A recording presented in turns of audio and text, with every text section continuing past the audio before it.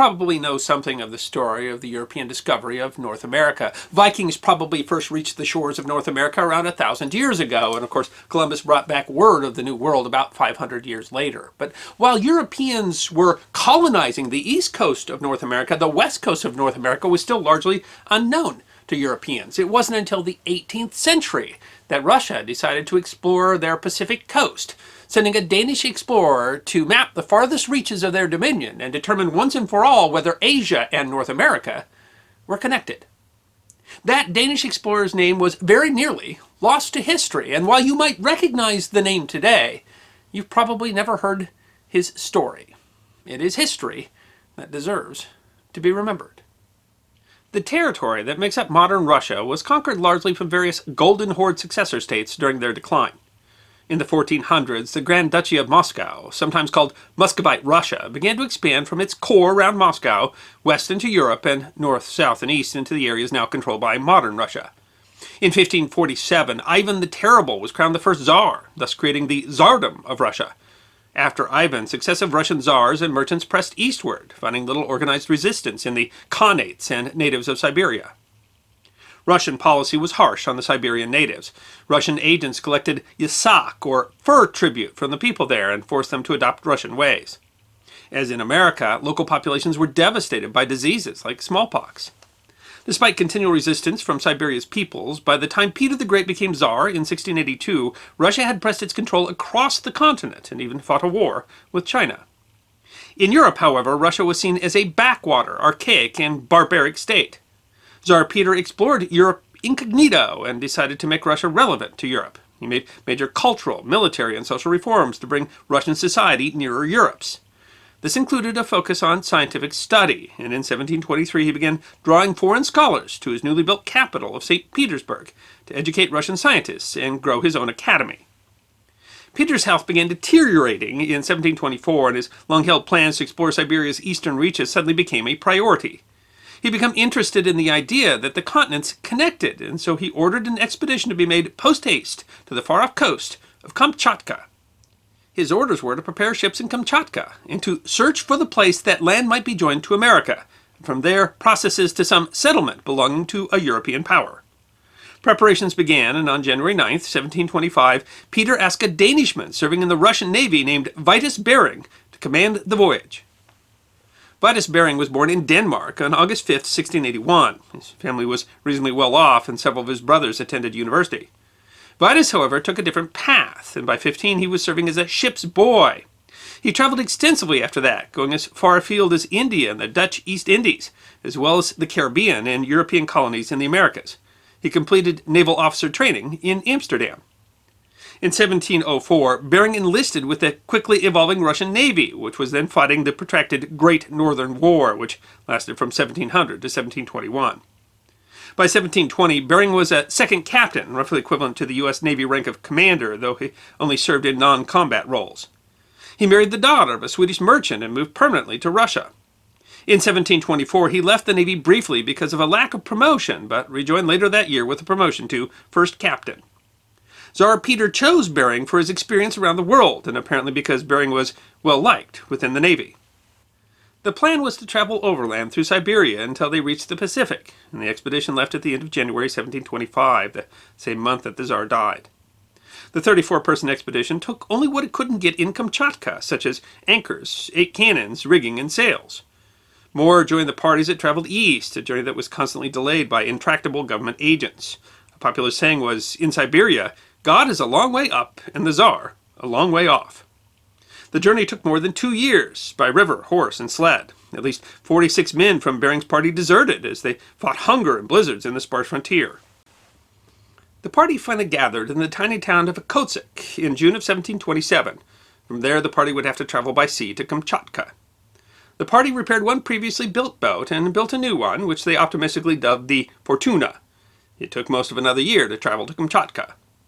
There they launched Bering's primary ship, the Archangel Gabriel, on June 9, 1728. The party finally sailed north up the coast in July, but struggled to speak with the locals to determine the names of local geography. That summer, Bering sailed for the first time through the strait that would bear his name. Unbeknownst to him, he was not the first explorer to do so. Some 80 years previously, a Cossack named Semyon Dezhnev had sailed through the strait seeking furs. But Dezhnev, who was likely illiterate, doesn't seem to have recognized the importance of his discovery, and by 1728 his expedition was largely forgotten, although some record of it would be rediscovered in 1736. On August 8th, they reached a cape where the land turned westwards, and there met several Kamchatkans. The party discussed whether they could be sure that the land turned westward for good, thus proving that Asia and the Americas were different land masses. Ultimately, with sea ice already advancing and the ship damaged, Bering decided to sail for a few days more and then turn back on August 16th. Incredibly, the party had not actually reached the furthest east point of mainland Asia, for the cape is named after Dezhnev, nor had they discovered Alaska, which on a clear day would have been visible at times. In the spring of 1729, Bering returned to his camp in Kamchatka, ready to make the arduous journey back to St. Petersburg to report his findings. No longer carrying the supplies that they needed to bring with him, it only took them a year to return to the Russian capital. Bering was promoted to his first noble rank for his work. At least 15 of his men had died on the journey, and the expedition had commandeered food, horses, and dogs freely from native Siberians. They brought back useful maps of the coast of Siberia and good, though not definitive, proof of the sea between Asia and the Americas. With Russia now considered a real power, reports of the journey were spread widely throughout Europe. Bering wasn't satisfied with the results of his first expedition, however, especially as it remained uncertain that he'd actually proved the separation of the two continents. He proposed a second expedition, much more ambitious in scope and with the explicit goal of reaching North America. The plan was known as the Great Northern Expedition, and it would eventually become so expensive that it ranks as one of history's largest exploration enterprises. Politicians, the Admiralty, and advisors to the new Empress all got involved, piling on to the scientific and economic goals of the expedition. They wanted ships to find a navigable route along the northern coast, to send the first Russian delegations to Japan, and even to establish the Siberian Postal Service, in addition to reaching the coast of North America. A large number of scientists were attached to the expedition, generally to learn everything that has scientific interest. Bering was concerned by the size of the expedition. The tiny frontier towns had had trouble handling his much smaller expedition, but his influence faded as more people became involved. One of his lieutenants from the first trip, Alexei Chirikov, was elevated almost to a co-commander. While Bering was completing his preparations, a different voyage would actually beat him to Alaska. Some members of the first expedition, led by Mikhail Govzdev, sighted Alaska near the modern Cape Prince of Wales in 1732. Bering, with his wife and his younger children, left in 1733, shortly after Chirikov had left with 500 people, a number that would swell to several thousand, including laborers.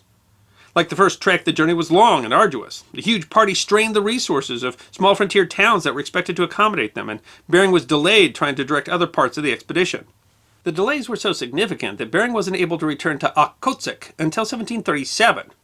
There, the expedition had refitted the Archangel Gabriel and built 2 new ships.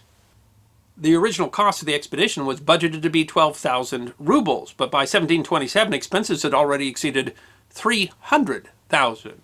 Bering took most of the blame for the delays and faced personal criticism. Members of the expedition said he found little success in whatever he did. His own salary was halved, and supplies and money came irregularly, if at all. Men starved while waiting.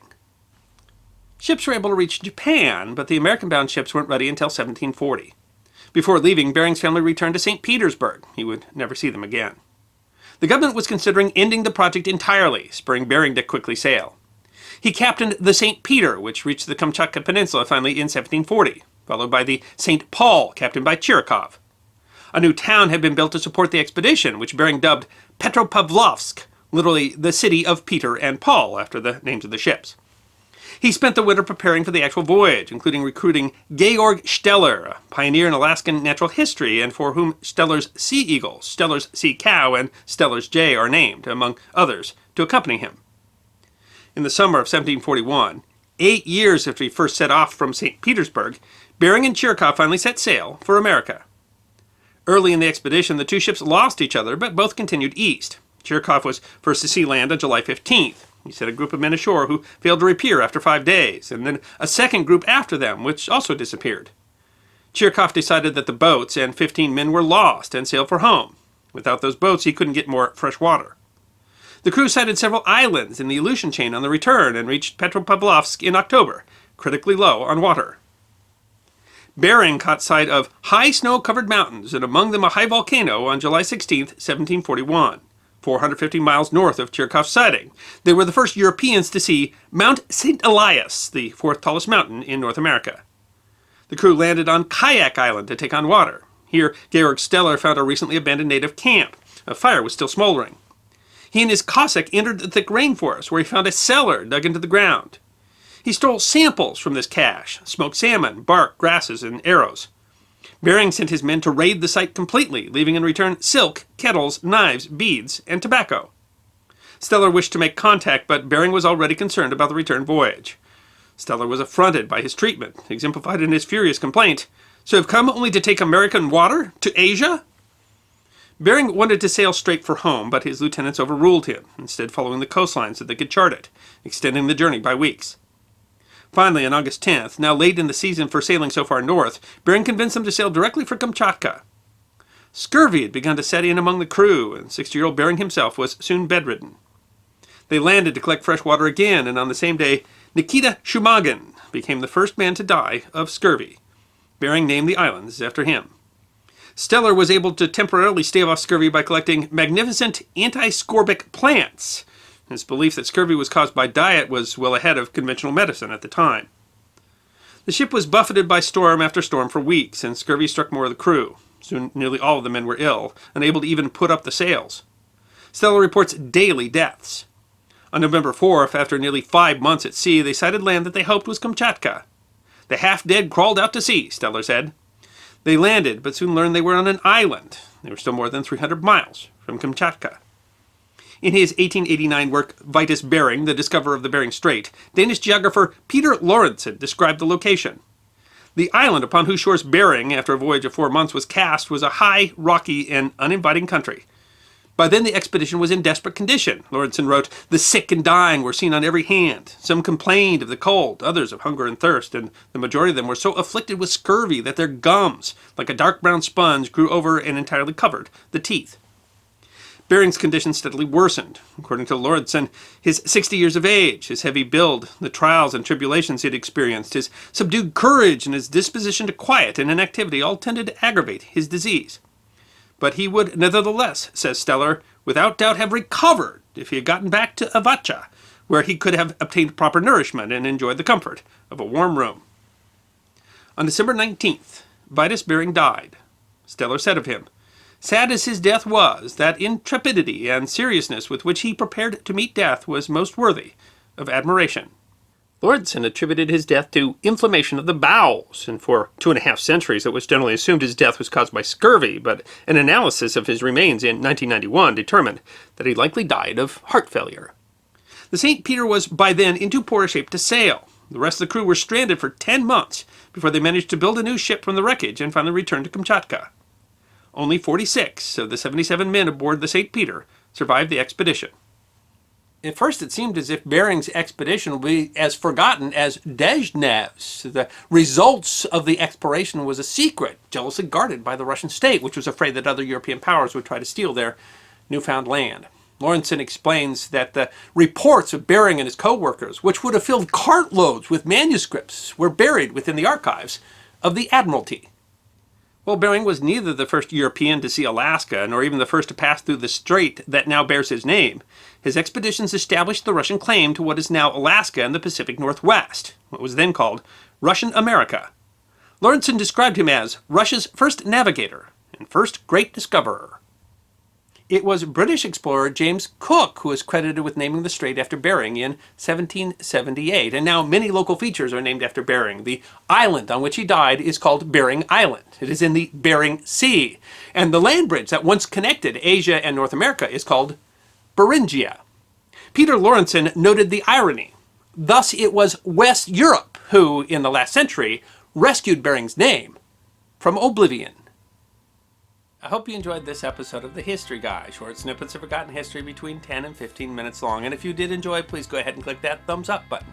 If you have any questions or comments or suggestions for future episodes, please write those in the comment section. I will be happy to personally respond. Be sure to follow The History Guy on Facebook, Instagram, Twitter, and check out our merchandise on teespring.com. And if you'd like more episodes on forgotten history, all you need to do is subscribe.